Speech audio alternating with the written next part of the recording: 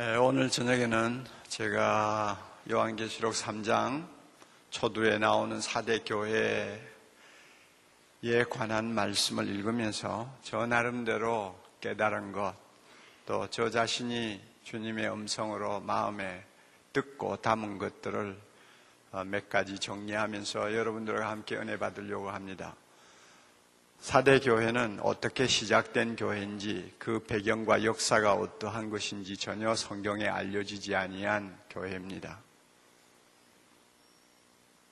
그러나 주님께서 말세교회를 대표하는, 상징하는 7교회 중에 하나로 주님이 보시고 그 교회를 향해서 매우 진지한 편지를 보냈습니다. 어떻게 보면 7교회 가운데서 가장 초라한 교회가 아닐까, 또 성적표를 가지고 이야기한다면 가장 성적이 좋지 못한 교회가 아닐까 하는 생각을 해봅니다. 그래서 4대 교회에 관한 주님의 말씀은 솔직히 성경 가운데서 제일 읽기 싫은 본문 중에 하나라고 저는 생각합니다. 읽으면 기분이 안 좋아요. 그럼에도 불구하고 놀라운 사실은 주님이 이런 형편없어 보이는 교회를 포기하지 않고 계신다는 것입니다. 그리고 기대와 희망을 가지고 그 교회를 향해서 간절하게 경고하시고 건면하시고 어떤 면에는 격려하고 계신다는 사실입니다. 이 사실이 저의 마음에 와서 닿았어요. 우리 생각에는 그저 주님께서 얼굴을 돌려버리고 다시 기대도 안 할 것 같은 교회지만, 주님은 꺼져가는 등불 같은 초라한 교회지만 주님께서 여전히 포기하지 않고 계신다 하는 생각을 제가 하면서 이 본문을 다시 보는 눈을 갖게 됐습니다. 우선 먼저 제가 이 본문 보면서 마음에 와 닿은 것이 있습니다. 만일 주님이 나에게 찾아오셔서 4대 교회에 주신 이 말씀을 주신다면 나는 어떻게 될까? 제가 목회하는 교회에 주님이 오셔서 이 말씀을 가지고 질문하신다면, 아니 경고하신다면 어떻게 할까 하는 생각이 먼저 들었습니다. 여러분 1절 우리가 다시 한번 볼 필요가 있습니다. 중간에 내가 네 행위를 아노니 내가 살았다는 이름은 가졌으나 죽은 자로다. 내가 네 행위를 아노니 내가 살았다는 이름은 가졌으나 죽은 자로다. 내 하나님 앞에 내 행위에 온전한 것을 찾지 못하였노라. 만약 예수님이 오셔서 나를 향해서 이렇게 말씀하신다면 나는 어떻게 할까? 내가 20년, 30년 목회한 교회를 놓고 주님이 이렇게 말씀하신다면 나는 어떻게 할까? 뭐라고 대답할까? 무엇이라고 변명할까? 여러분도 한번 그렇게 입장을 바꿔놓고 한번 이 말씀을 받아보세요. 주님이 지금 믿음을 탓하지 않습니다. 행위를 놓고 지금 따집니다. 나는 믿음이 좋다고 생각했어요. 지금까지 믿음 생활 잘한다고 생각했어요. 그러나 주님은 믿음을 논하지 않아요. 행위를 논해요. 그 행위도 사람 앞에 드러난 행위가 아니라 은밀히 보시는 주님의 눈에 들어온 우리 자신의 숨은 내면의 어떤 행위, 오직 주님만이 아시는 그 행위, 그것을 지금 가지고 말씀하시는 것입니다. 네가 살았다는 이름은 가졌으나 죽은 자로다. 말만 살았지 실상은 죽었다는 이야기 아닙니까? 저는 이것을 일컬어서 현대말로 세속화라고 이렇게 이야기합니다. 크리스찬의 세속화. 내 행위에 온전한 것을 찾지 못하였노라. 사람 보기에는 그럴듯하고 하자가 없는데 하나님 앞에서 자신의 행위를 펼쳐놓고 볼 때에 하나님이 인정할 만한 것이 없는 거예요. 그런데 겉으로 사람 보기에는 너무나 온전하게 보이고 살아있는 것처럼 보이고 말씀대로 사는 것처럼 보이는 거예요. 그런데 하나님의 눈에는 그렇게 안 보이는 거예요. 기가 막힌 이야기 아니에요?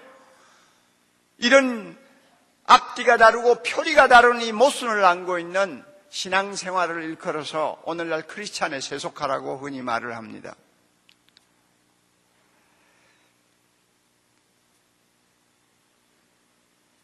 입 따로 놀고 행동 따로 놀고 신앙 따로 놀고 생활 따로 놀고 교회 와서는 하나님의 말씀의 가치관을 따라서 하나님의 말씀의 명령에 따라서 아멘 할렐루야 하지만은 실제로 교회 밖을 나가면 세상 가치관을 자기도 모르게 따라가는 사람,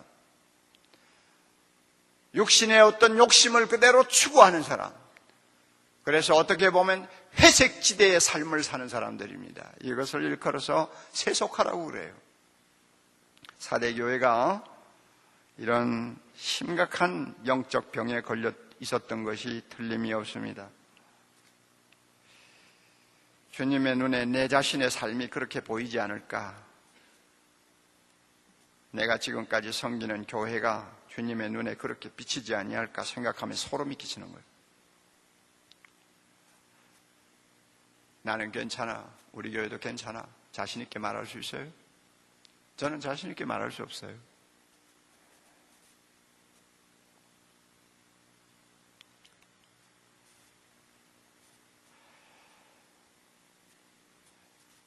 제가 이런 말씀을 묵상하면서 또 하나 놀라는 게 있어요. 주님께서는요, 자기 교회를 진단하실 때 양을 가지고 말씀을 안 하세요. 전부 질을 가지고 논하세요. 여러분 7교회를 다 보세요. 칭찬을 들은 교회, 그 다음에 좀 책망을 들은 교회 다 보세요. 칭찬 들은 교회를 향해서 야, 너 교회 사이즈 크구나. 너 정말 교회가 크게 성장했구나. 잘했다. 하는 데가 한 곳 있어요? 양을 가지고 칭찬하는 내용이 하나도 없어요. 다 책망하는 교회 한번 보세요. 더 칭찬 들은 교회보다 더 많지 않습니까? 자, 그런데 보세요. 너 왜 교회가 그 모양이냐? 20년 목회했는데 사이즈가 그래? 계속 제자리에 앉아서 교회가 늘지도 않았구나. 주님이 그런 식으로 양을 가지고 책망한 내용이 전혀 안 나옵니다. 양 때문에 책망 들은 교회가 없어요. 칭찬을 들었던, 책망을 들었던 모두 주님의 최대의 관심사는 질이에요. 이거 놓고 볼 때 이 또 숨막히는 이야기입니다.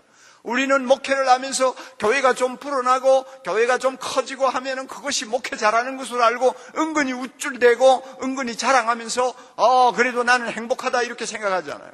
주님의 눈에는 그게 별로 문제가 안 되나 봐요. 양이 중요하죠. 왜 주님이라고 양을 중요하지 생각 안 하겠어요? 온 세상을 구원하시려고 하고 한 영혼을 천하보다 귀하게 여기시고 한 영혼을 구원하기 위해서 주님께서 대낮에 땀방울을 흘려가면서 찾아가시던 주님의 모습을 보면 왜 양이 중요하지 않겠어요? 그런데도 말세교회를 점검하는 자리에서 주님이 양을 앞세우지 않아요. 질을 따져요. 예? 처음 사랑을 버린 교회, 이단을 용납한 교회, 성적으로 타락한 교회, 행실이 온전하지 못한 교회, 미지근한 교회, 전부 다 뭡니까? 질을 따지는 거예요.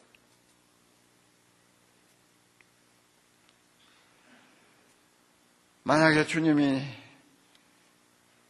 우리 교회를 보고 질을 가지고 이렇게 냉정하게 논하신다면 내가 주님 앞에 얼굴을 어떻게 들까? 솔직히 이야기해서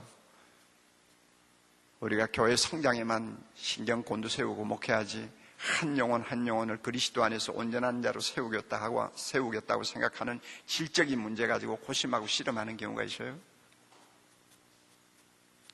주님의 시각하고 우리의 시각이 그렇게 차이가 나는 거예요.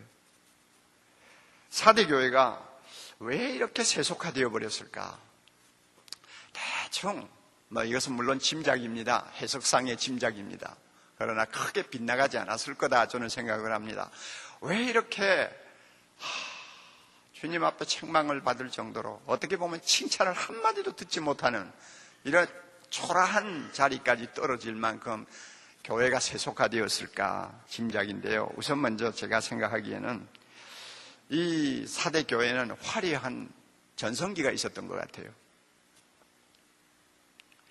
화려한 과거가 있었어요. 하나님이 은혜를 물붓듯이 부어주시고 성도들이 막 구름대와 같이 모이고 그 다음에 교회에 앉아서 예배를 드릴 때 되면 모두가 다 은혜 충만히 받고 하여튼 정말 지상에서 천국을 사는 것 같은 은혜를 누린 한 전성기가 있었던 것 같아요. 그런데 누구든지 이 전성기가 위기거든요. 교회는 특히 그렇습니다. 전성기가 위기예요. 이 전성기 관리를 잘하면 그 전성기에 은혜와 능력이 상당 기간 동안 이어지면서 풍성한 열매를 주님께 드릴 수가 있지만 이 전성기에 깜빡하고 헷가닥 해버리면은 그 전성기가 가져다준 후유증은 심각합니다. 어떤 후유증이 주로 많이 옵니까? 여러분 교회 가서 사람들 한번 만나보세요. 또 웬만한 교회, 과거에 한때 유명했다는 교회들 한번 가보세요. 다 입만 살아있잖아요. 살았다는 이름은 있으나 실상은 죽은 모습들을 우리는 많이 보죠. 그런 교회를 가만히 가서 보면요, 한때 자랑할 만한 굉장한 과거를 가지고 있는 교회가 많아요. 또 개인도 마찬가지예요. 개인도 떠버리고 믿음 좋은 것처럼 이야기하고 자기는 주님의 일을 위해서 많이 한 것처럼 자랑을 하지만 가만히 보면 영적으로 죽어 있는 사람들 한번 보세요. 다 과거가 있어요. 화려한 과거들을 갖고 있어요. 그래서 과거를 먹고 사는 거예요. 사대교회도 그러지 않았나 하는 생각을 합니다. 하나님의 한참 은혜를 부어주실 때 그 은혜가 그냥 영원히 계속될 것처럼 방심하고 그래서 눈에 보이는 모든 것들을 더 중시했죠. 영적인 부분, 질적인 부분보다도 양적인 부분, 외적으로 보이는 것들에 더 많은 관심을 가졌죠. 특히 목회자의 경우는 그렇게 되기 쉽습니다. 교회가 부흥합니다. 사람들이 몰려옵니다. 그렇게 되고 여러 가지 조직이 자꾸 비대해집니다. 그리고 많은 사람들의 요구에 따라 프로그램이 다양해집니다. 그리고 거기에 따라서 여러 가지 시설이 자꾸 늘어납니다. 또 헌금이 많이 들어오니까 이것저것 할 일이 많아가 여기도 손대고 저기도 손대고 막 손을 댑니다. 그러다 보면 목회자도 자기도 모르게 본질보다도 비본질적인 것에 더 관심이 많이 가버리는 거예요. 이게 전성기가 주는, 은혜의 때가 주는 굉장히 위험한 유혹입니다. 본질보다도 비본질적인 것에 마음이 빼앗겨버려요. 그래서 세계적으로 한때 큰 교회, 한때 유명했던 교회들이 나중에는 파리를 날리게 되는 참 기가 막힌 상황을 맞게 되는데, 가만히 보면 하나님이 은혜 주셨을 때 본질에서 이탈하는 거예요. 목회 본질에서, 교회 본질에서 이탈하는 거예요. 제가 그저 큰 교회를 목회했기 때문에 저 자신이 이런 위기를 자주 경험했습니다. 조금만 잘못하면 가버리는 거예요. 가버려요.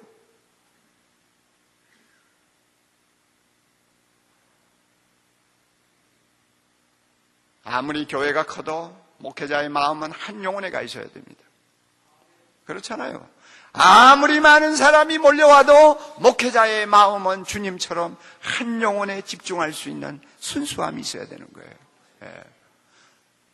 아무리 그 공간이 필요해서 화려한 교회를 지었다 할지라도 목회자의 영적 눈은 교회 건물에 가 있으면 안 됩니다. 영혼 사람에게 가 있어야 돼요. 이게 본질을 붙드는 자세거든요. 그런데 그러지를 못하고 교회가 한참 잘 될 때 비본질을 붙들어 가지고 나가면 나도 모르게 교인들을 어떤 식으로 만드느냐, 자기도 모르게 세상 따라 사는 사람으로 만들어버려요. 왜냐하면 비본질에 주목을 하게 되고 거기에 마음을 빼앗긴 목회자의 입에서는 진정한 메시지가 나오지 않습니다. 사람들 비맞히는 메시지가 나올 수밖에 없어요. 요사이 말로 말하면 값싼 복음을 전하는 일에 더 치중할 수밖에 없어요. 많이 모이는 사람의 행여나 떨어져 나가지 않을까? 그러면 그 사람들이 듣기 좋은 메시지 전해야 되고, 한 사람이라도 떨어지지 않기 위해서 또 온 사람들이 기분 좋게 참 예배 보고 가도록 하기 위해서는 메시지에 자꾸 물을 탈 수밖에 없는 거예요. 내가 그렇게 하고 싶어서가 아니에요. 나도 모르게 그렇게 되어버려요. 그래서 말씀을 선택할 때도 교인들이 이 말씀 들으면 좀 부담스럽겠다.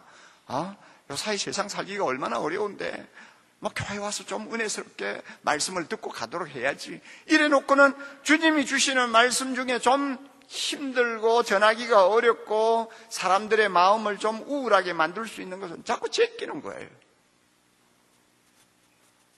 그러다가 보면 나도 모르게 값싼 복음을 계속 전하는 거예요. 요즘에는 완전히 메시지가요, 많이 목회한다는 목사님들의 메시지는 완전히 오픈되어 있어요. 인터넷을 들어가든지, 텔레비를 들어가든지, 다들 보면 무슨 말씀 전하는지 빤하게 다 나와요. 대동소이해요, 다들 보면. 진짜 전해야 될 말씀을 다 못 전하는 것 같아요. 저부터 그래요. 정말 한국 교회, 내가 목회하는 교회에 생명이 걸려있는 중요한 문제 같은 문제들은 타치를 못해요. 감히 타치 못해요.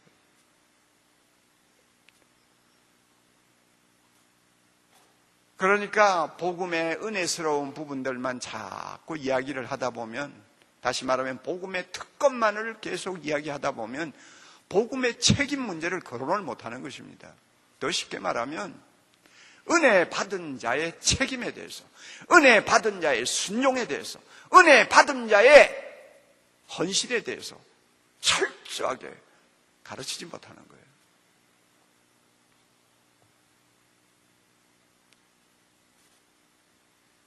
이것이 교회가 전성기를 누릴 때에 빠질 수 있는 굉장히 위험한 함정입니다.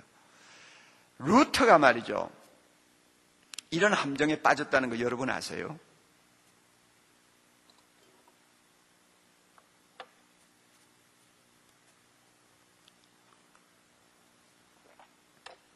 저는 은퇴하고 나서 교회사에 대해서 관심이 특별히 좀 많이 생겨가지고 교회사 책을 좀 열심히 읽습니다.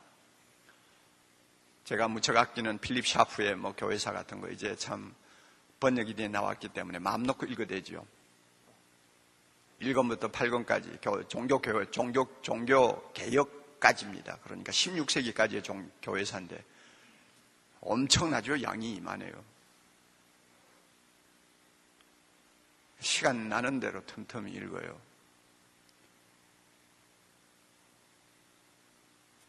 거의 한 70%를 읽은 것 같은데 내가 루터를 보고 놀랐어요.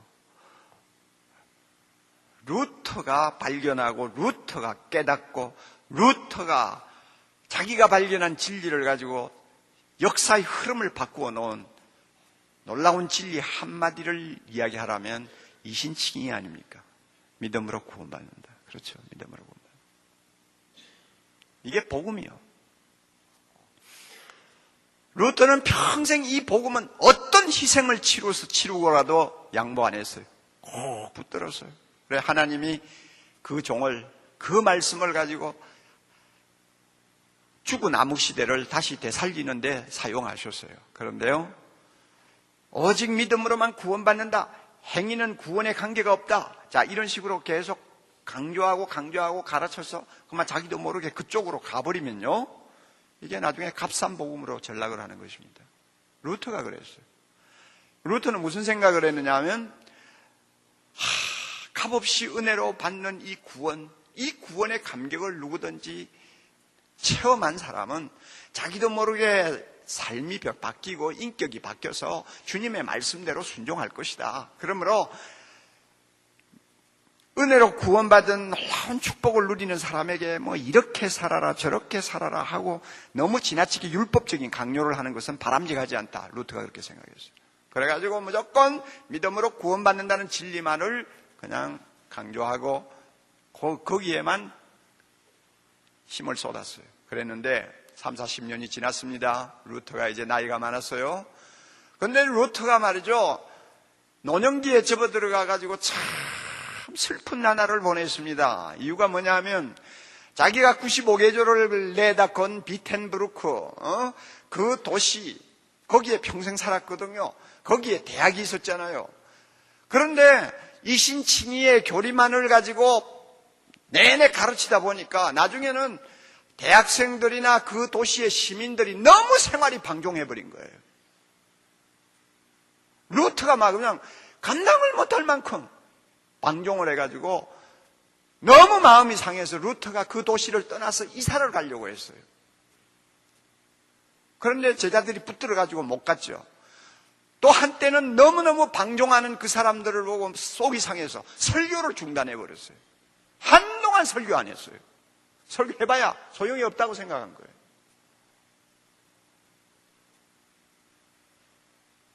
복음은 너무나 소중한 것이지만은 우리가 복음의 균형을 잡지 못하면 그렇게 소중한 복음을 값싼 복음으로 전락시킬 수가 있다는 이야기예요.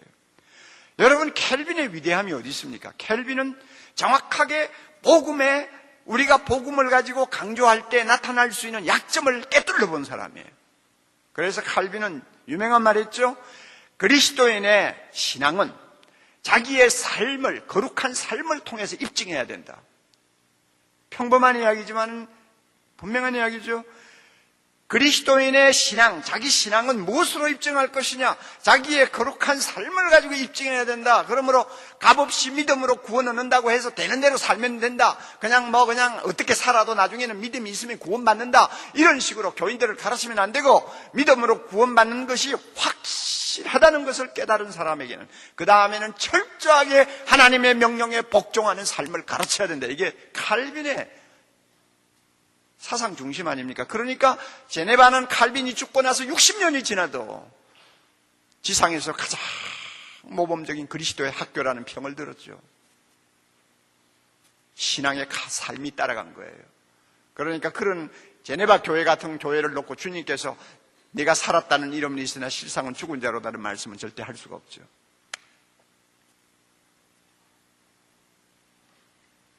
벤스 헤브너라고 하는 사람이 그 영적 사역은 4단계를 주로 거치기 쉽다고 하는 말을 했습니다.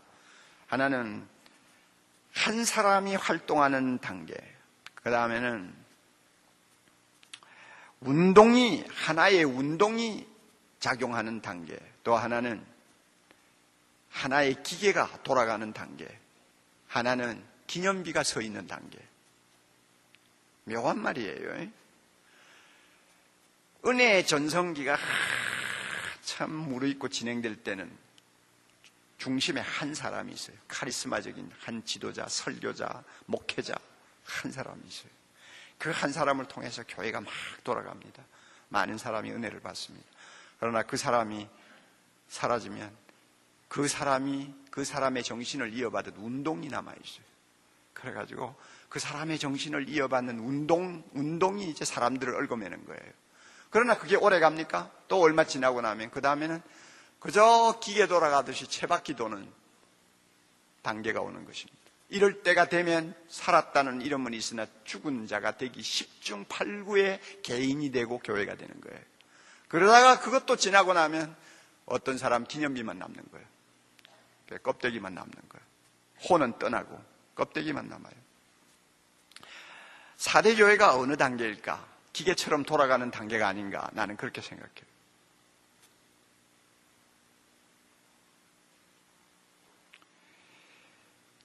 저는 남의 이야기가 아니라고 봅니다. 저를 위한 말씀이고 사랑의 교회를 향해서 주님이 주시는 말씀이라고 봅니다. 무서운 소리예요. 무서운 경고예요. 그리고 4대 교회가 이렇게 세속화, 세상을 비슷하게 닮아가는 이 삶이 무너져버린 이러한 지경에까지 빠진 이유는 화려한 과거의 후유증일 수도 있지만 또 하나 제가 볼 때 도전이 약했던 것 같아요. 하나님이 은혜 주셨을 때 세상에 도전을 해야 되거든요. 사대라고 하는 도시는 고대 사회의 어느 도시나 마찬가지로 성적으로 문란했던 것이 사실이고 많은 사람들이 우상 숭배하고 있었던 죽음의 도성이죠. 그러면은 사대교회가 살아있을 때 뭐 해야 되느냐? 도전해야 되는 거예요. 세상을 향해서 전투, 싸움을 걸어야 되는 거예요. 예? 복음을 들고 가서 담대히 전해야 되고 값을 치르더라도 그들에게 하나님의 나라가 임하였다는 선포를 해야 되는 것이요. 죄와 싸우기를 피 흘리기까지 싸울 수 있도록 도전해야 됩니다. 그렇게 되면은 자연히 세상과 아주 갈등이 생길 수밖에 없잖아요. 갈등이 생겨요. 거룩한 갈등이 일어납니다. 거룩한 갈등이 지속되면 잘못하면 세상으로부터 핍박받습니다. 교회가 핍박받아요. 자, 그러면 한번 생각해 보세요. 교회가 세상을 향해 도전을 해. 그래서 거룩한 갈등이 생겨. 그 갈등이 나중에는 핍박을 유발해서 교회가 엄청난 고통을 당하는 단계까지 간다면 그런 교회, 여러분 죽었다고 아니요 살았다는 이름만 걸고 사는 교회가 되겠어요? 그런 교회는 절대 죽을 수가 없습니다. 영적으로 죽을 수가 없어요. 도전하는 교회는 죽지 않아요, 절대. 예. 도전을 안 하고 세상과 평안하게 공존을 하니까 세상도 그저 자기에게 크게 위험한 줄 모르고 위험하다고 생각 안 하고 교회를 그대로 내버려 두는 거예요. 내버려 두니까 그건 매력이 없는 거예요. 그러니까 자체가 그냥 썩어가는 거예요. 자체가 힘을 잃어버리는 거예요.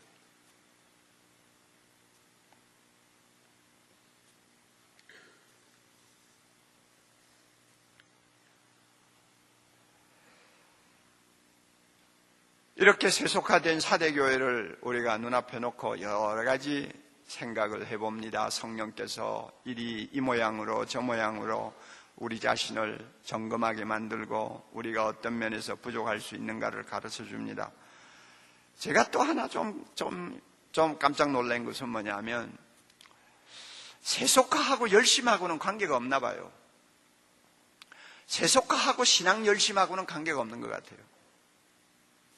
사대교회는 세속화됐잖아요. 살았다는 이름은 있으나 죽었잖아요. 그런데 이 교회를 놓고 주님이 왜 미지근하냐, 왜 열심이 없느냐 하고 나무라지를 않으세요. 라오디게아 교회를 나무라듯이 그렇게 나무라지 않은 거 보면 사대교회는 그런 대로 열심히 신앙생활 한다고 야단을 친 것 같아요.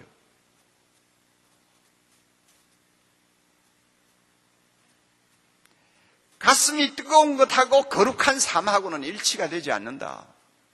일치하는 사람도 있지만은 일치하지 않는 경우가 참 많다 하는 것은 저 자신의 목회 경험을 통해서도 너무너무 많이 본 흔해 빠진 사실이에요.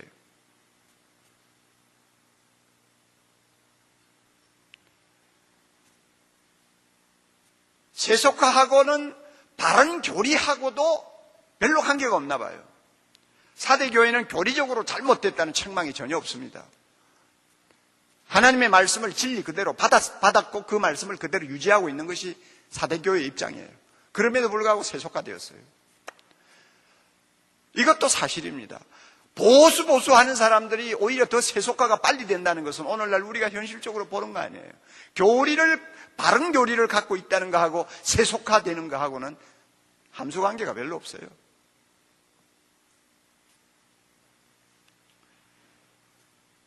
제가 사대교회를 놓고 대충 저 나름대로 깨달은 몇 가지들을 정리를 해봤습니다. 그래서 그것을 저 자신에게 적용을 해보는 것이죠. 또 우리 한국교회에 적용을 해보는 것이죠. 여러분, 사대교회를 놓고 보면 오늘날 내가 목회하는 교회, 더 넓혀서는 한국교회를 두고 우리가 무엇을 고민해야 될지, 무엇을 두려워해야 할 것인가를 지적하시는 주님의 음성이 있다는 것을 깨달아야 됩니다. 성장 둔화됐다고 야단벅석 치죠. 주님은 한국교회를 놓고 양을 가지고 지금 책망하시리라고 난 절대 보지 않아요. 왜냐하면 양보다도 더 심각한 문제가 있으니까. 오늘날 한국교회를 보고 주님은 분명히 질을 따질 거예요. 왜? 너무 세속화됐잖아요. 너무너무 세속화되어 가고 있잖아요. 나는 한국교회를 놓고 주님이 믿음 나쁘다고 책망하지 않으리라고 봐요. 한국 사람만큼 믿음 좋은 사람들 없어요. 우리 주님은 믿음보다도 행위를 따질 거예요, 분명히. 목사든 평신도든 간에 행위를 논할 거라고 봅니다. 주님은 한국교회 열심을 가지고 책망하지는 않을 거라고 봅니다. 우리나라만큼 열심이 대단한 데가 어디 있어요? 그러나 그렇게 열심이 많고 가슴이 뜨거운 데 비해서는 너무나 세상적인 세상에 나가서 사는 삶이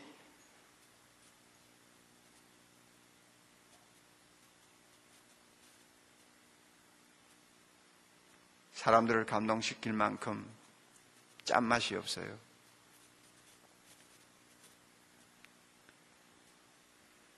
우리처럼 주여 삼창 많이 하고 할렐루야 많이 하고 아멘 많이 하고 우리처럼 뜨겁게 새벽기도 하고 철야기도 하고 얼마나 좋습니까? 한국교회 이게 어떻게 보면 한국교회 브랜드인데요. 브랜드인데 그런데 문제는 이 가슴이 뜨거운데 교회 밖을 나가면 삶이 따라가지를 못해. 그래서 교회 오면 열대지방을 살고 밖에 나가면 한대지방을 사는 거야. 너무 이상해요. 목사도 그렇고 장로도 그렇고 다 그래요. 가만히 보세요. 안 보세요. 제가 너무 지나치나요? 그래도 사랑의 교회 교인들은 그런 데로 귀여운 데가 있어요. 예. 나름대로 제자 훈련 받고 바로 살려고 하는 뭐가 있어요. 그런데도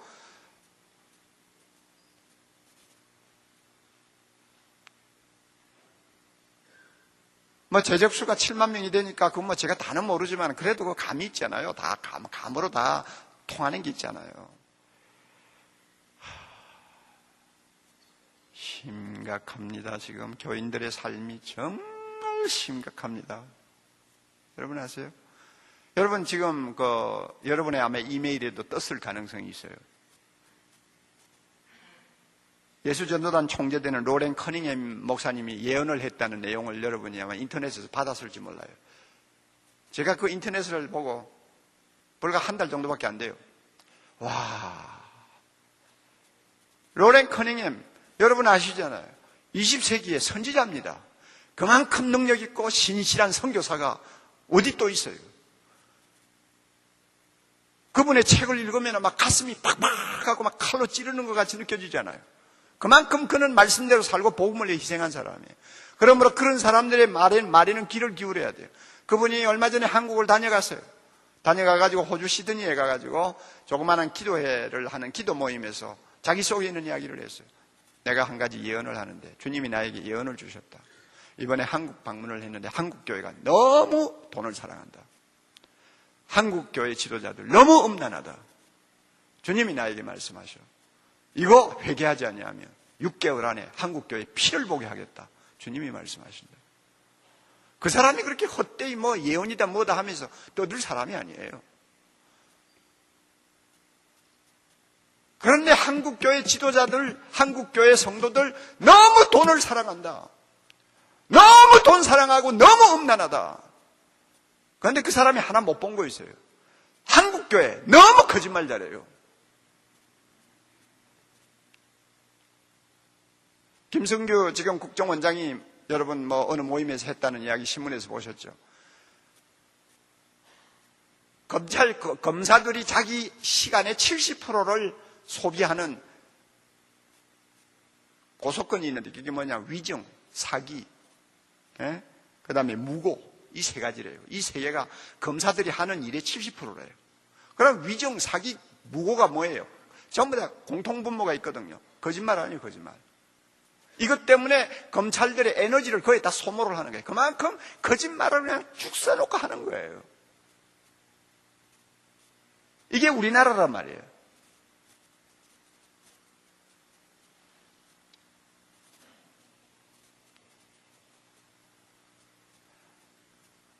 서구 사회에서는 공직자가 잘못을 범할 때는 용서를 합니다.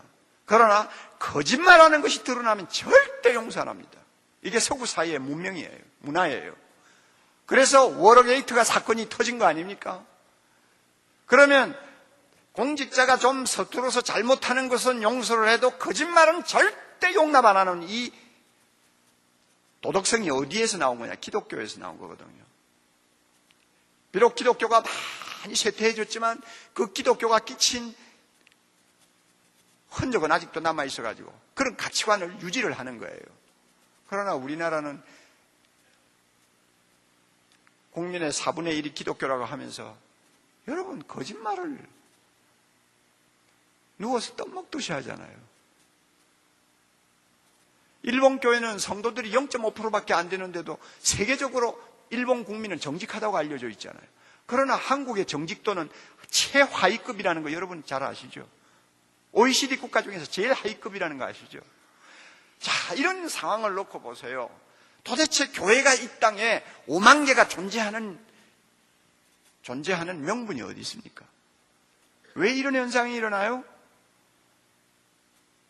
살았다 하는 이름은 있으나 실상은 죽은 거예요. 우리의 신앙생활이 주님 눈에 보실 때는 죽은 거나 마찬가지예요. 삶이 따라가지를 못해요.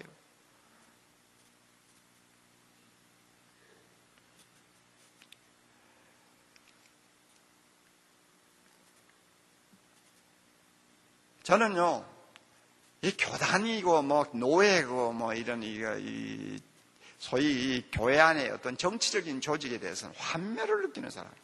아예 그냥 관심조차 없어요. 그래가지고 내가 목회하는 교회 이거 하나만 가지고도 제대로 하려니까 허리가 휠 정도인데 내가 교단 가지고 걱정하고 노예 가지고 걱정하냐 그래가지고는 참 아예 그냥 관심을 안 두었잖아요. 그런데 일단 소속은 어디다 이름을 걸어야 되니까 내 친구가 있는 노예, 내 친구가 힘께나 쓰는 노예에다가 이름을 걸어놓고 그 친구 백으로 그냥 노예도 참석 안 하고 나는 내 할 일만 했죠. 그러니까 제자 훈련에만 그저 열정을 쏟았고 전혀 나가지를 않았어요. 그러다가 나중에 언젠가 저 자신이 이래서는 안 된다 하는 생각이 들었어요. 내 교회만 교회냐?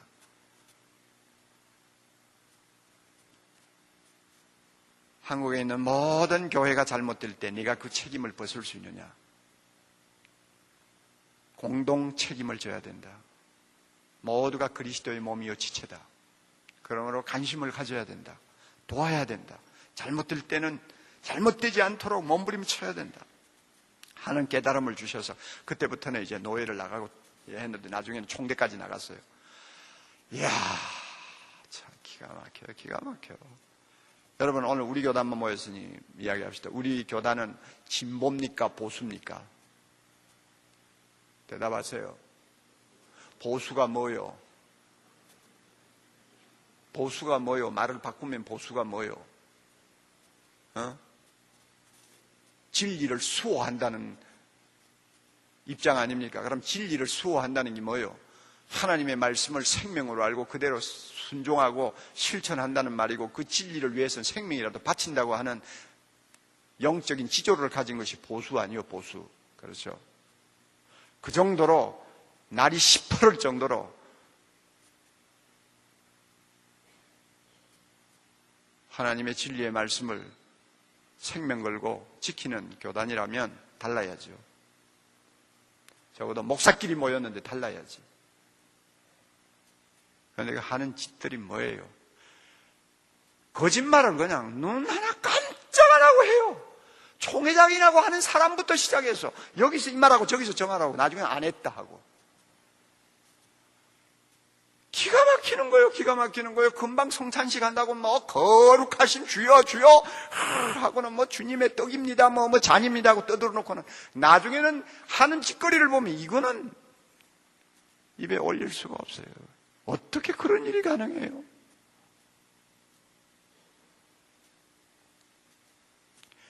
오늘날 우리의 도덕성이 얼마나 마비되었는지 압니까, 여러분? 네? 내가 우리 모두가 돈을 얼마나 사랑하는지 증명을 하려면 얼마든지 증명할 수 있어요. 오늘날 목사들이 돈 때문에 전부 다 지금 영적으로 병이 들어도 지금 문둥이 병이 들었다는 걸 여러분이 알아야 돼요. 돈 앞에는 맥을 못 쳐요, 맥을 못 쳐.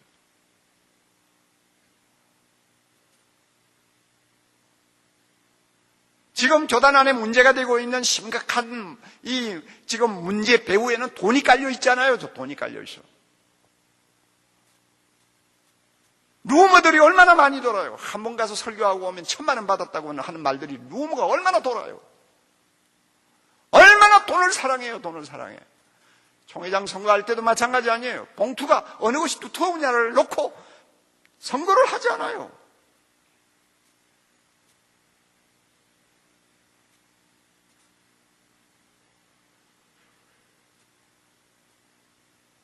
예수님이 울고 계십니다 하는 쪽지를 만들어가지고 총대들에게 돌아다니면서 뿌렸어요. 당신 예수님이 울고 계십니다. 돈 받고 선거하고 하지 마십시오.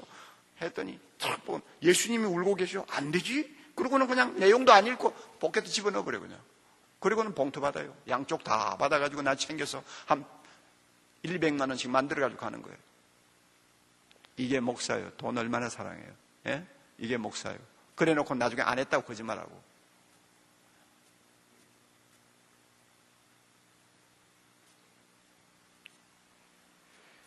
한국교회 평신도 나무라지 마세요.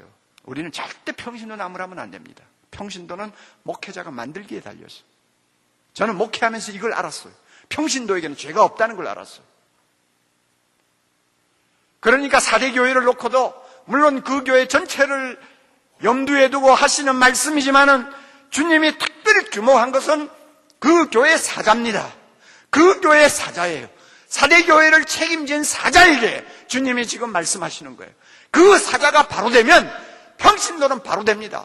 그 사자가 잘못되면 평신도가 잘못되는 거예요. 한국교회 모든 책임은 교역자가 져야 돼요. 교역자가 돈 사랑하는데 사랑하지 않는데 교인들이 돈 사랑하려고 하겠어요? 교역자가 음란하지 않는데 교인들이 간음죄를 범하겠어요? 교역자가 거짓말을 하지 않기 위해서 벌벌 떠는데 교인들이 거짓말을 함부로 하겠어요? 오늘날 한국교회 총체적인 위기는 교역자가 책임져야 돼요.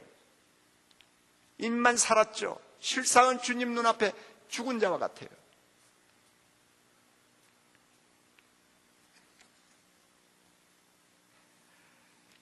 오늘 이 시간 주님께서 우리를 찾아오셔서 저와 여러분을 향해서 말씀을 하신다면 뭐라고 하실까?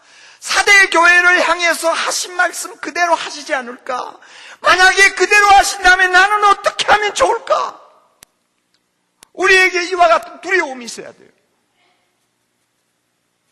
장난이 아니에요. 장난이 아니에요. 로렌 커닝햄이 반년 안에 한국교회가 피를 보게 하겠다고 해도 떠는 사람이 아무도 없어요. 눈 하나 깜짝 안 해요.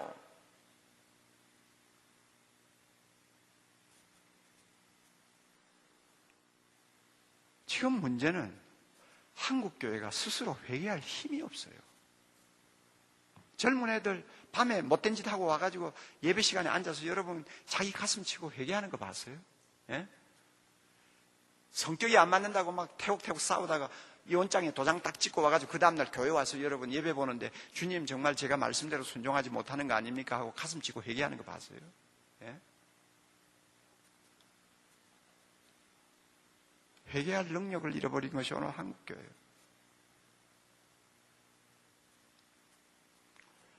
제가 어렸을 때만 해도 얼마나 회개가 철저했는지. 그 사람들이 요즘 사는 사람에 비해서 무슨 죄가 그렇게 많습니까?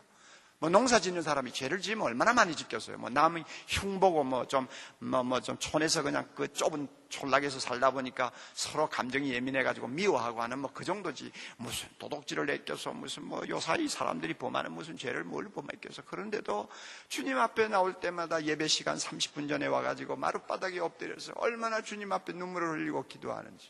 저는 자랄 때부터 그거 보고 살았거든요. 그런데 거기는 또 그때는 또 너무 또 회개만 강조해가지고 사람들을 주눅들게 만드는 또 그런 문제가 있었어요. 그 복음에도 기쁨이 있고 참 복음 안에 자유함이 있는데 날마다 회개하러 가니까 나중에는 회개할 게 없어가 회개할 거 만들어내느라고 막 고민을 할 정도로. 왜 그렇게 회개할 것을 만들어내가지고 눈물을 좀 짜야 은혜 받았다고 하니까 그럼 어떻게 해? 억지로라도 만들어내야지. 나는 어릴 때 그랬어요. 그거는 그것대로 잘못됐지만 오늘날 한국교회 상황은 회개를 할 수가 없는 거예요. 회개하라고 외치는 설교는 인기가 없어요. 속으로는 그래요. 내가 이래도 예수 믿기 때문에 구원받는다. 뭘 그렇게 야단이냐. 이런 식으로 자기 스스로 해석을 하고 제 좋은 대로 그냥 사는 거예요. 주님이 말씀합니다. 회개하라고요.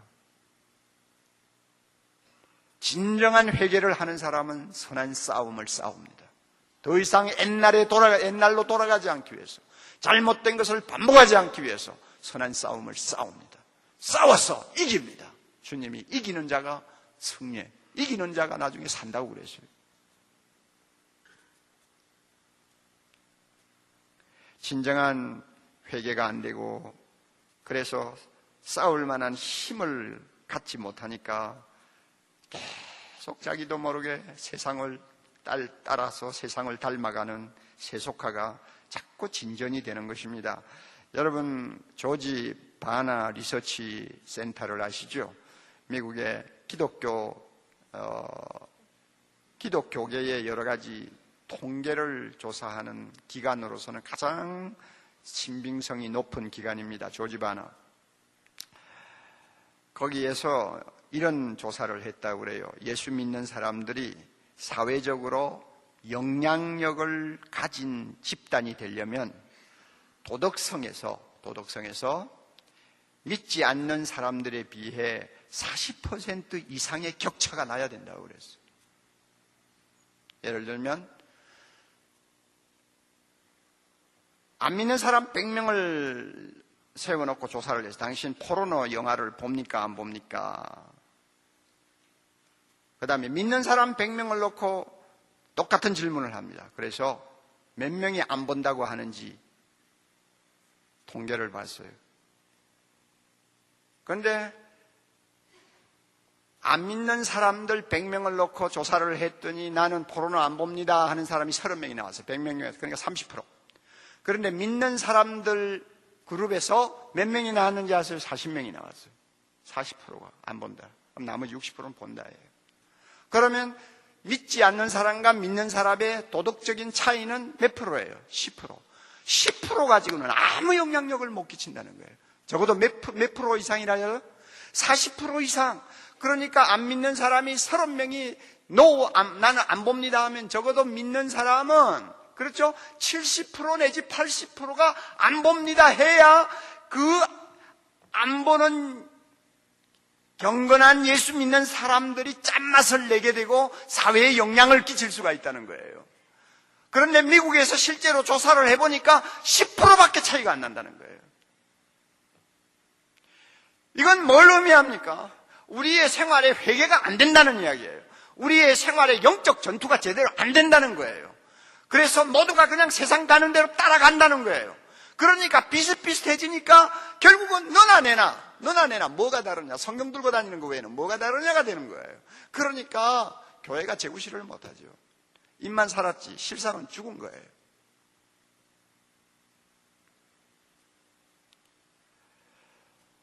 오늘 우리가 진정으로 회개하려면 하나님의 영이 임하셔야 된다고 저는 믿습니다. 사대교회에 말씀하시는 주님의 손에는 7영이 잡혀 있어요. 이 7영은 완전하시고 충만하신 성령을 가리킵니다. 완전하고 충만하신 성령이 사대교회에 힘있게 역사하면 자기 스스로 회개할 수 없는 사람들이 하나님 앞에 가슴치고 회개하고 돌아서게 되고 회개한 거룩한 하나님의 자녀들이 선한 싸움을 싸워 이기는 성전고를 울릴 수가 있는 것입니다. 성령이 임하시면 돼요. 오늘 우리는 스룹바벨 당시에 그 당시 귀환한 유대 민족들 비슷해요. 그들이 돌아와서 예루살렘 성전을 재건하다가 방해가 생기니까 손났잖아요. 16년 동안 손나버렸어요. 16년 동안 성전 건축은 관심사에서 떠났어요. 이제는 자기 집안 잘 가꾸고 그 다음에 재산 늘리고 자녀 잘 키우고 이런 것에만 16년 동안 관심을 갖고 생활했어요. 그래서 거기에 폭삭 젖었어요. 그런데 갑자기 예루살렘 성전을 재건하자고 합니다. 16년 동안 풀려있는 손이 무슨 힘으로 다시 재건을 합니까? 그래서 뭐라고 그랬어요? 스룹바벨을 놓고 뭐라고 했어요? 힘으로도 되지 않고 능으로도 되지 않는다. 오직 하나님의 신으로 되느니라. 이거는 사람 힘으로 절대 할 수가 없다. 손 풀린 사람들을 다시 일으킬 수 있는 힘은 사람의 능력으로는 안 된다는 이야기예요. 오늘날 한국교회 상황이 그래요. 우리는 회개하고 싶습니다. 우리는 회개하기를 원합니다. 그러나 우리가 회개할 힘이 없어요. 손이 풀렸어요. 어떻게 할 도리가 없어요.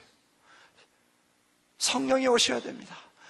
그래서 우리 앞에 스룹바벨 앞에 산이 평지가 되듯이 우리 앞에 있는 모든 더러운 악한 세력들이 평지가 되는 놀라운 능력이 나타나야 우리가 회개하고 우리가 이길 수가 있습니다. 이런 은혜를 하나님이 주셨으면 좋겠습니다. 하나님이 주셨으면 좋겠어요. 찰스 피니의 부흥운동이 일어났을 때 1880년대 여러분 찰스 피니가 가는 곳마다 회개의 역사가 일어났습니다. 그 당시에 회개는 눈에 눈물 몇 방울 짜는 것이 아니었습니다. 주여 나는 죄를 지었습니다 하는 그 정도가 아닙니다. 자기 직업이 하나님이 기뻐하시지 아니하는 직업이면 직업을 버렸어요. 철저하게 돌아서고 철저하게 끊었어요. 그 당시에 회개가 그랬어요. 그렇게 철저하게 회개하니까 하나님이 그 당시에 성도들에게 축복하셨어요. 그래가지고 이때 회개하고 새 생활을 시작한 사람들이 나중에 1880년대 미국에서 일어난 개혁운동의 주축 세력, 중심 세력이 되었습니다. 그들이 앞장서서 노예제도 폐지운동이 시작되었고 금주운동이 시작되었고 흑백 하해운동이 시작되었고 여성권리신장이 시작되었습니다. 그래서 오늘의 미국 근대화를 이루는데 초석이 된 거 아닙니까? 진정으로 회개하고 선한 싸움을 싸워 이기는 사람을 주님이 사용합니다. 그런 교회를 사용합니다. 그러기 위해서는 찰스 피니 때 임하신 성령의 역사가 오늘 우리에게도 필요합니다. 주의 영이 임하셔야 됩니다. 주님의 손에 있는 7영이 우리를 사로잡으셔야 됩니다. 루터가 성령의 충만을 받았습니다. 칼빈이 성령 충만 받았습니다. 웨슬레와 휘트필드와 조나단 에드워즈와 찰스 피니와 하디와 길선주 목사와 여러분 우리 한국의 초대교회 성도들이 다 성령의 능력에 붙들려서 사용되었기 때문에 세상으로부터 우리를 거룩하게 구별할 수 있었고 더러운 죄를 철저하게 씻어내고 성령을 모시고 사는 거룩한 백성으로서 이 땅의 빛과 소금의 역할을 할 수 있었습니다. 오늘 우리에게 성령의 역사가 필요합니다.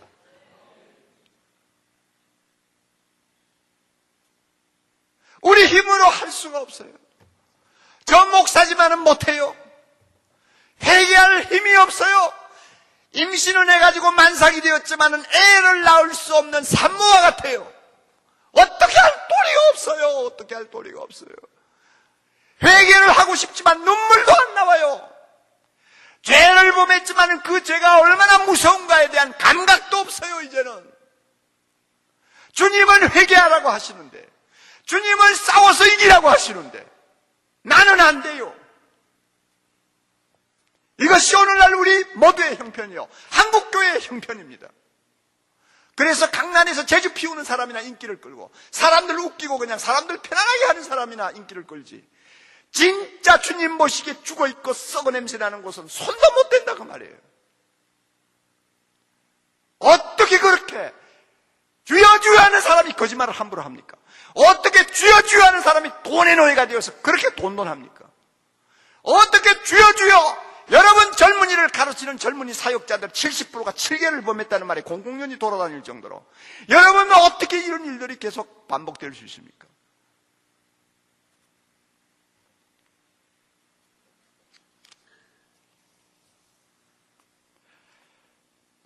제가 깨달은 것도 하나 있습니다. 주님은 사대교회에 몇 사람을 놓고 기대를 거신다는 것입니다. 몇 사람. 사대교회는 자기 옷을 더럽히지 아니한 몇 사람이 있었어요. 주님은 이 사람들을 주목하셨어요. 옷을 더럽히지 않았다는 말은 성적 타락에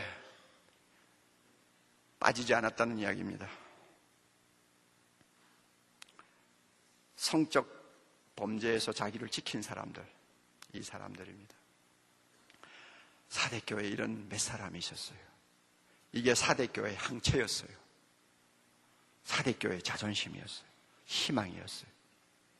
여러분, 이 몇 사람이 나중에 사대교회가 회개하고 선한 싸움을 싸워 이기는 일에 주역이 되었다는 것은 너무나 당연하잖아요. 이 사람들이 중심이 되어가지고 사대교회를 다시 거듭나게 만들었다고 보는 것은 조금도 잘못한 거 아닙니다.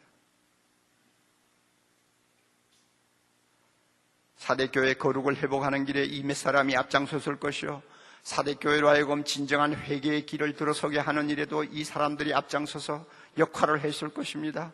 사대교회가 영적 싸움에서 이기도록 하는 일에도 이 사람들이 생명 걸고 앞장섰을 거예요. 여러분, 기독교의 역사를 한번 보세요. 하나님은 다수를 기뻐하지 아니하십니다. 틀림없습니다. 하나님은 소수를 주목하십니다. 소돔 고모라를 위해서는 의인 10사람을 찾으셨어요. 이사야 선지자가 환상 가운데 본 신약시대의 특징은 무엇입니까? 가장 약한 자 몇 사람이요, 가장 작은 자 몇 사람이요, 그 약한 자, 가장 작은 자 그 몇 사람이 나중에는 천을 이루고 강국을 이루는 놀라운 기적의 현장이 바로 신약교회라고 이야기했습니다. 하나님이 주목하는 몇 사람이 있어요. 예수님도 마찬가지입니다. 3년 동안 오셔서 사역을 하시고 떠날 때에도 그의 눈에 들어온 사람은 12명이었어요. 제자들이었어요. 그렇게 수천 명 따라다닌 사람이 있었지만 주님이 주목한 사람은 몇 사람이에요? 주님의 손에 다듬어진 그 몇 사람이 주님에게는 소망이요, 희망이요, 주님에게는 가장 좋은 방법이요, 주님에게는 모든 것을 걸만한 가치가 있는 존재들이었습니다. 몇 사람이에요? 중세기 암흑시대를 여러분이 한번 보세요. 그 암흑시대에 여기저기 등불을 밝힌 사람들 한번 보세요. 위클리프와 롤러드파, 보헤미안의 얀후스, 독일의 루터, 제네바의 칼빈, 스코틀랜드의 잔 락스, 그들과 함께한 소수의 무리들이 그 시대를 밝혔잖아요. 그 시대를 밝혔어요. 그래서 그 몇 사람 안 되는 자들이 생명 걸고 싸웠어요. 칼빈의 예를 들면은 날마다 어떤 각오를 가지고 싸웠느냐? 화형장으로 끌려갈 각오를 하고 평생을 살았다고 그는 이야기하고 있습니다. 그만큼 하나님의 나라를 위해서 자신을 헌신하는 몇 사람이 시대를 살리는 거예요. 이런 소수를 넣고 역사가 토인비는 말합니다. 뭐라고 말합니까? 역사는 창조적 소수가 바꾸어 간다. 창조적 소수. 토인비가 말한 창조적인 소수. 세상 역사, 세속 역사도 창조적인 소수가 좌우를 하는 거예요. 하나님의 거룩한 역사도 창조적인 소수, 성령의 손에 붙들린 소수 몇 사람이 모든 것을 좌우하는 거예요. 이것을 아세요?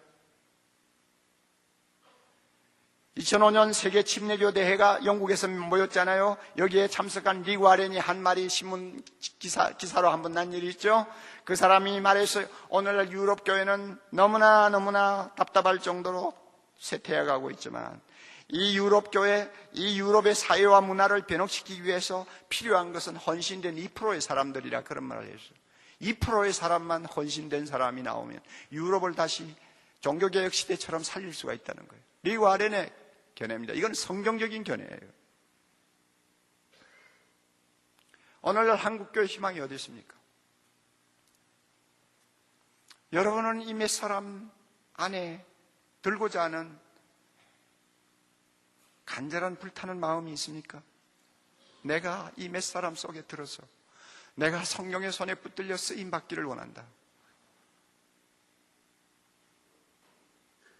하나님이 이런 집회를 통해서 여러분에게 이런 말씀을 듣게 하시는 데는 주님이 기대하시는 몇 사람 속에 여러분이 들어있기 때문이라고 저는 믿습니다. 여러분, 한국교회 목사 5만 명, 6만 명이 다 회개하고 다 이기고 다 선한 싸움에 승리하면 얼마나 좋겠습니까마는 하나님의 나라의 역사는 꼭 그렇지를 않습니다.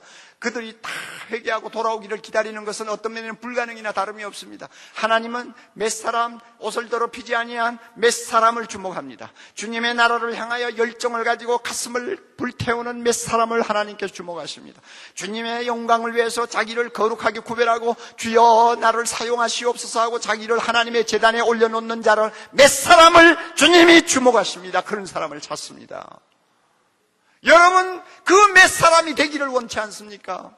여러분이 만약에 그 몇 사람이 될 수만 있다면, 그 몇 사람의 소명을 여러분이 감당할 수 있다면, 주님께서 4대 교회를 놓고 희망을 가지신 것처럼 오늘날 한국교회를 주님은 포기하지 아니하실 것이고 한국교회에 대해서 반드시 기대와 소망을 가지실 것이라고 믿습니다. 여러분이 한국교회를 살리는 항체요, 여러분이 한국교회를 거룩하게 구별시키는 짠 소금이 될 수 있다면, 여러분이 정말로 선한 싸움에 앞장서는 주님의 제자가 될 수 있다면 한국교회 희망이 있습니다. 오늘 이 시간 주의 영이 이 자리에 임하셔서 우리로 하여금 거룩한 몇 사람으로 구별해 주시기를 바랍니다. 우리 모두를 구별해 주시기를 바랍니다. 우리 모두를 구별해 주셔서 우리에게 회개할 거 있으면 철저하게 회개할 수 있도록 능력 주시기를 바라고, 우리로 하여금 선한 싸움을 싸워 이길 수 있는 우리에게 새 힘을 주시기를 바랍니다. 우리만 이렇게 무장되고 우리가 이렇게 준비되고 우리가 이렇게 쓰임받기만 하면 아무리 한국교회에 세속화되었다고 할지라도 주님은 우리를 포기하지 아니할 것입니다. 이 자리에 임재하신 주님, 여러분 하나하나를 만나주시기를 바랍니다. 우리 다 같이 머리 숙입시다. 여러분 개개인을 주님이 만나주시기를 바랍니다. 주님이 여러분을 보고 뭐라고 하시는지 귀담아 들어보세요. 여러분 우리 모두를 향해 뭐라고 하시는지. 너는 한국교회가 지금 부패하고 한국교회가 세속화되었다고 탄식하냐? 너만 잘하면 한국교회 얼마든지 새로워질 수 있다. 너만 내가 원하는 몇 사람이 되면은 이 한국교회 아무리 절망적이라 할지라도 소망이 있다. 주님 하시는 음성을 여러분 들을 수 있기를 바랍니다. 여러분 그 주님을 붙드십시오. 주님의 옷자락을 붙드세요. 주여 나를 사용해 주시옵소서. 내가 그 몇 사람이 되기를 원합니다. 주여 나를 사용해 주시옵소서. 거룩하게 해 주시옵소서. 나를 주님의 도구로 주의 재단에 올려놓아 주시옵소서. 그래야 한국교회 살리게 하시고 세계교회 살리게 하옵소서. 주여 나를 통해서 영광 받으시옵소서. 우리 한 목소리로 기도합니다. 한 목소리로 기도합니다.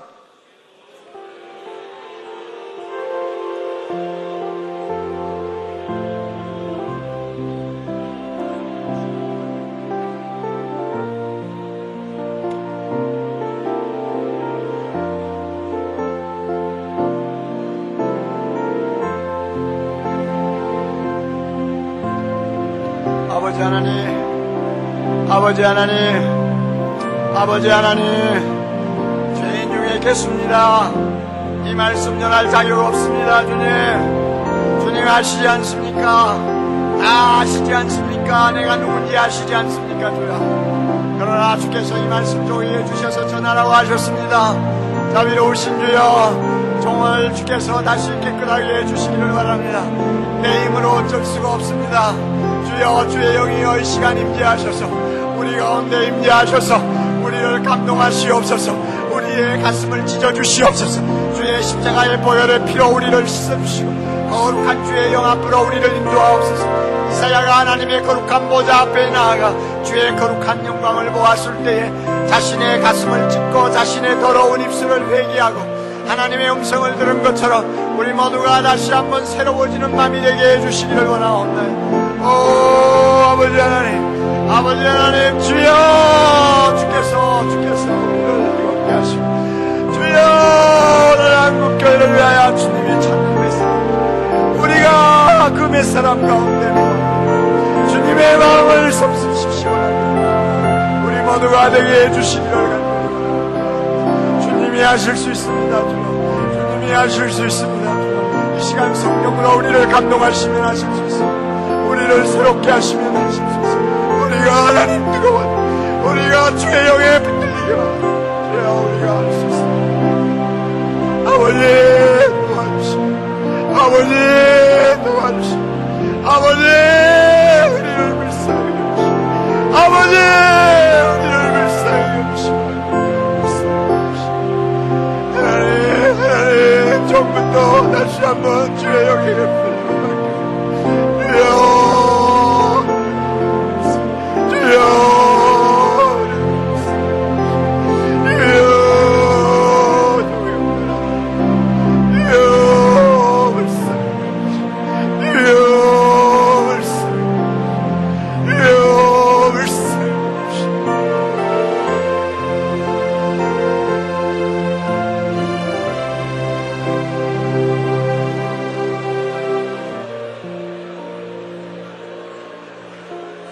우리의 기도를 들으시는 하나님 아버지, 오늘 이 자리에 임재하셔서 우리와 만나주시는 하나님 아버지, 오 하나님, 이사야가 주의 거룩한 영광을 보자마자 자신이 얼마나 더러운 죄인인가를 알고 주님 앞에 가슴 치며 회개했습니다. 오늘 우리에게 이와 같은 은혜를 주시기를 바라옵나이다.